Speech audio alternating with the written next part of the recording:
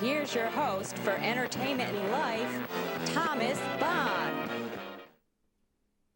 Welcome everybody to another edition to Entertainment and Life. It's good to be back. We have a good show for you. This is the first time though we don't have any film clips except that opener and the closer. And I thought I knew how to work the editor on my film clips, but something quite didn't work out.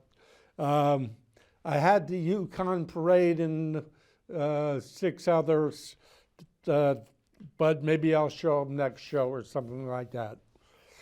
All right, let's get into area attractions. What's going on in New London County?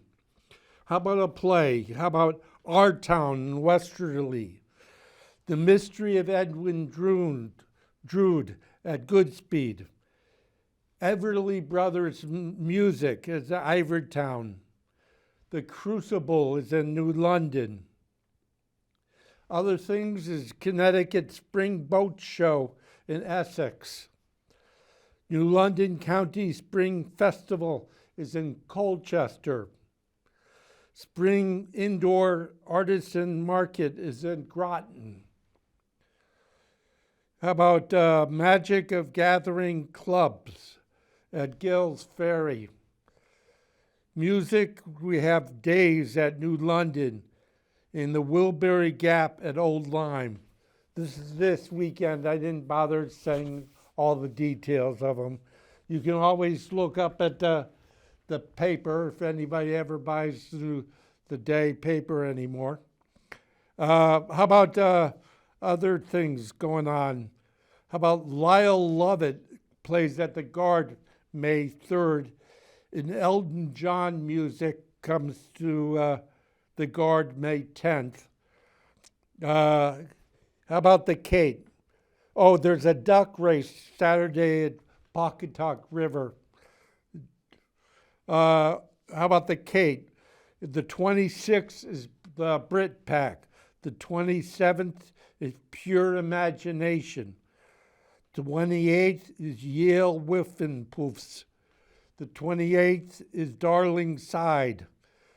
The 30th is J.D. Souther. And May 1st is the movie Stage Door, starring our Katharine Hepburn. If you want to go see the Barnum and Bailey or Circus du Soleil in Hartford, I just had to warn you, I was trying to get tickets for Circus du Soleil, and they start at somewhere about $270 each. And then Barnum and Bailey price, I thought, hey, go in for maybe $50 or something. Their beginning prices start at $76. There's always a lot of other free things to do, like libraries, tag sales, and music of all kinds. How about, no, I can't go for a film clip, so we'll go right into movies now. Now I rate them A, B, C, D, F. A stands for awesome, D stands for dumb, dull, or depressing, or dark, or something like that. All right, Civil War. I give it a B+, got an 82.77 critic rating. This movie is about a group of reporters in the middle of a Second Civil War of the United States. They say it's like California and Texas is one side, and then the rest is another side. Reporters travel across half of the country, and they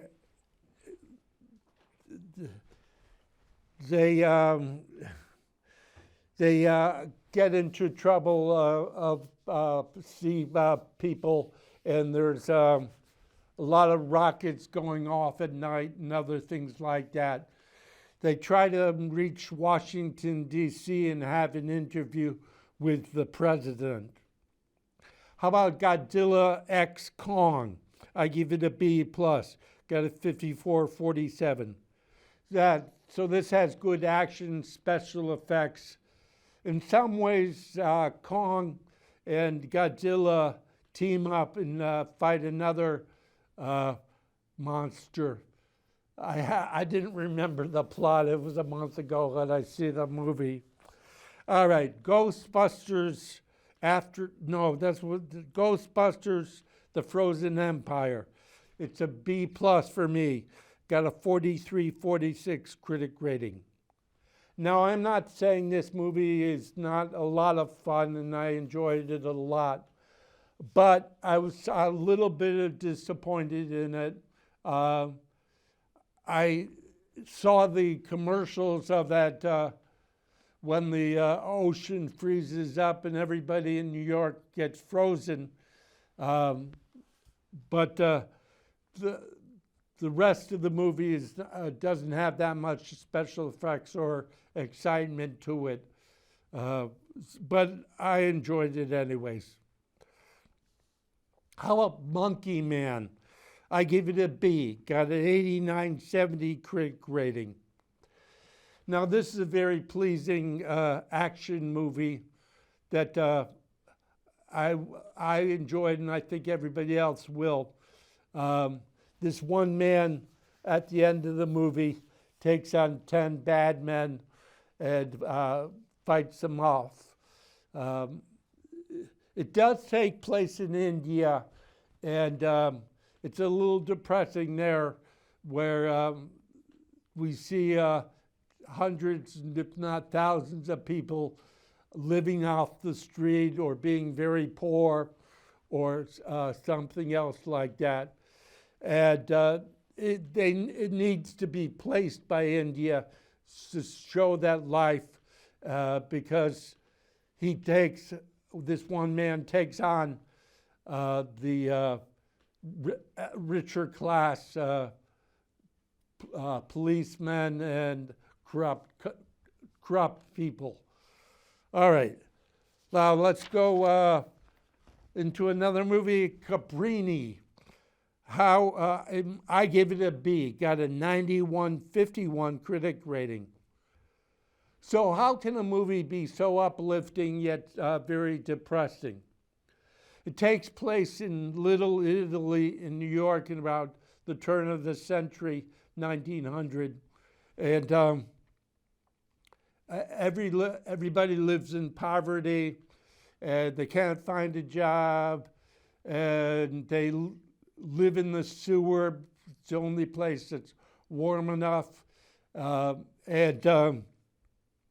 So this nun comes to New York, and she finds it very difficult to set up an orphanage and later on hospitals in New York.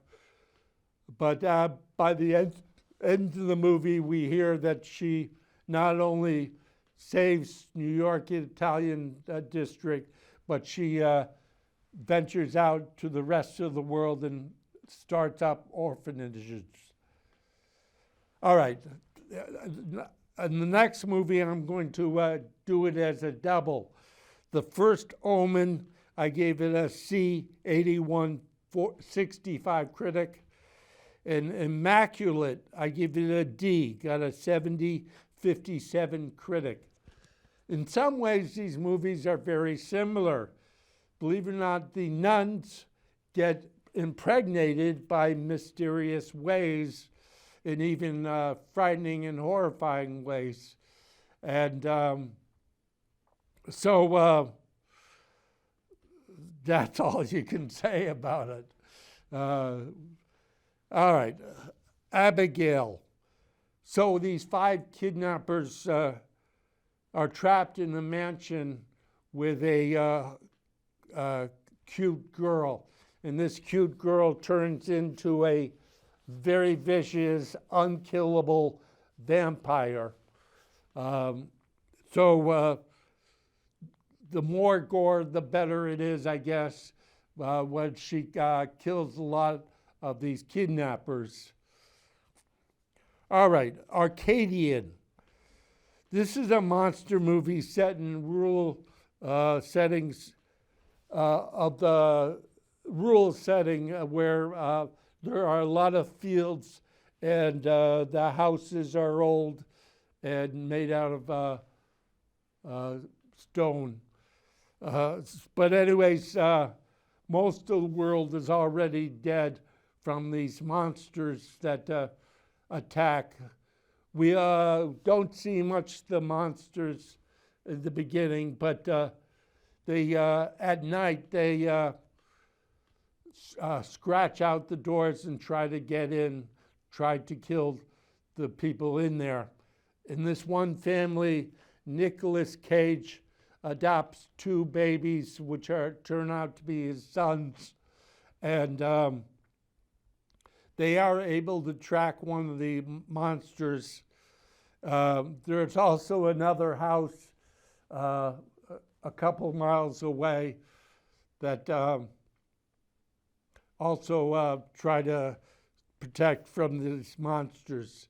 And if you're wondering, these monsters look a lot like the ones in A Quiet Place. Okay, how about The Mystery of Ungentleman Warfare? I give it a B. So this is a very pleasing mid-sized World War II movie. Well done. These group of about 5 fishermen, or pretend to be fishermen, that fight for a very secret agency in Great Britain. They first capture they release what do you call it? They free one of the soldiers in a prison camp, and then they also are supposed to sink a supply boat. And not only do they not sink it, but they steal it and give it to the Great Britain of a Nazi supply ship. Okay, so how about Arthur the King? I give it a B, got a 54 critic rating. So there's a race going on, a walking, hiking race with a little bit of boating, so or kayaking. So there's one group out of many groups that travel hundreds of miles across a Latin American island somewhere. So in the middle of the race, there's this one dog that they see, and he is abandoned and everything and starving. And one of the racers gives him a few meatballs. And ever since that, the dog runs with these hikers across the island. And it's very touching, exciting movie in that way. How about Someone Like You? So this is a romantic comedy that makes no sense. Not that I really disliked romantic comedies, it's just that I never touch the Hallmark Channel anymore. But this one's a little silly because it's about this man that his wife has died in a car accident. So he grieves a little, but then he sees a picture of a girl that looks almost similar to her dead wife. And he tries to meet her, and then they go on some dates together. And I didn't realize until the end credits that the two women are played by the same actress. So it doesn't make sense, although it's a little romantic. Epic tales. So I sometimes like seeing children's movies more than these violent, dark movies. And this is an animated movie that didn't, probably only played in my theater and a few others in the state. So this one mouse, it's a tale of one mouse that takes a boat ride and has adventures like Jason and the Argonauts, which they mention many times. So there's monsters and other creatures and other tales of treasure and other things like that. All right, we finally finished our movies without any film clips. Now I still have to go on to life. How about jury duty? So I was called up or had a letter saying you are on jury duty, and they gave me almost a couple of months before it came up. And I didn't tell any of my bosses or my boss, since I only worked part-time, that I had jury duty, and because you're supposed to get paid by that.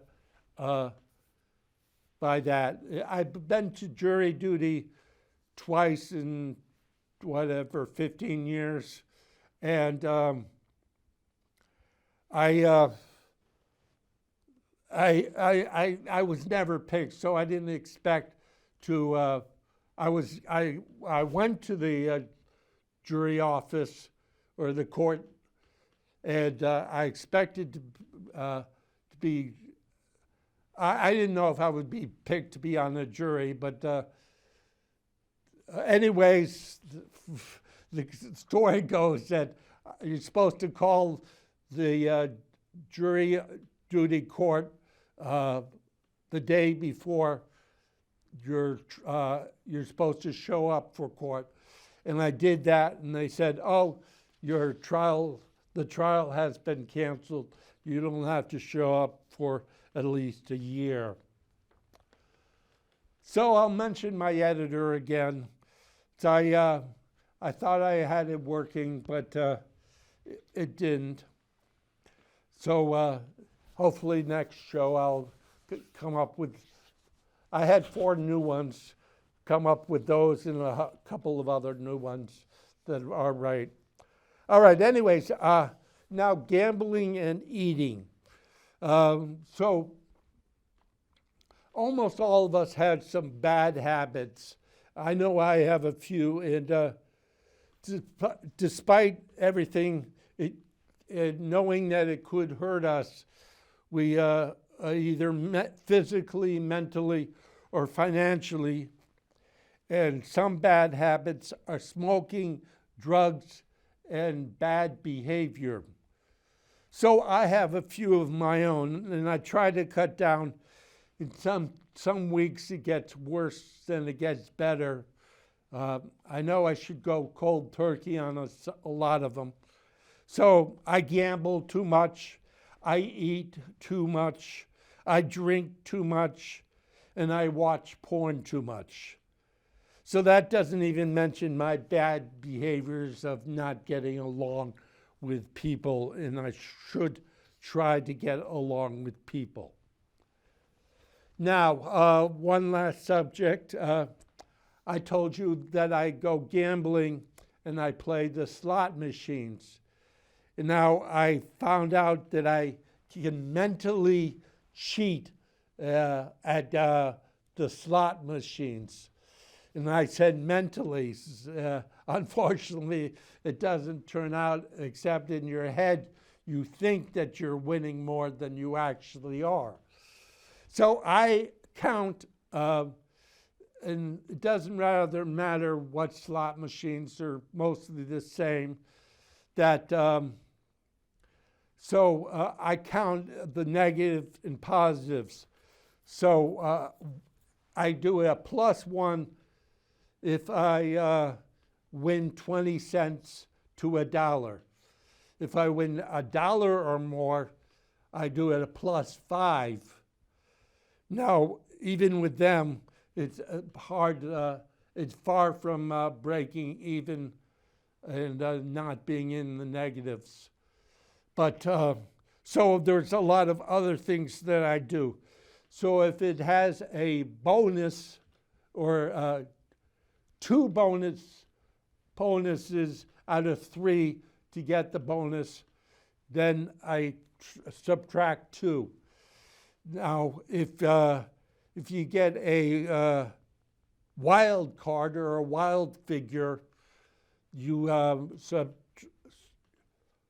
you don't subtract any. You just don't add any.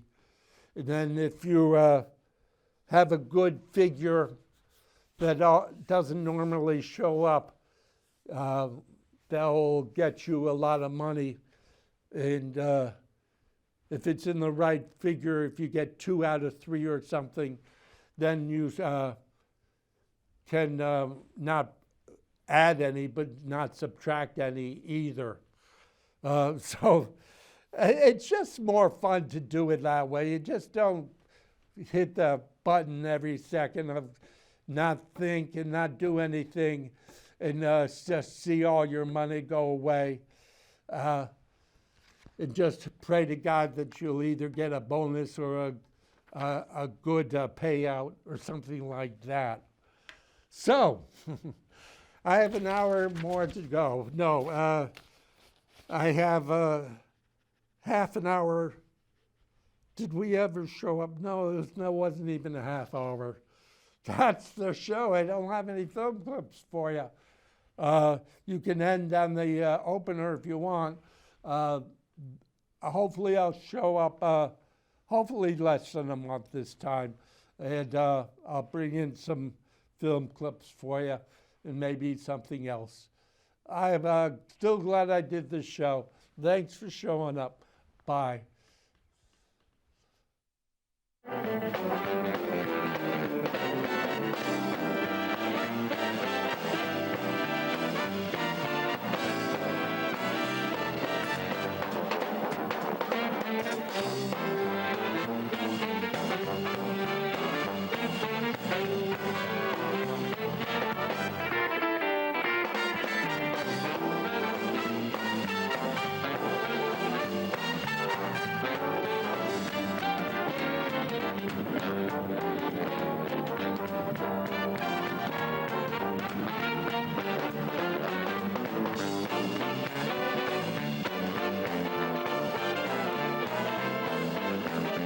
Here's your host for Entertainment and Life, Thomas Bond.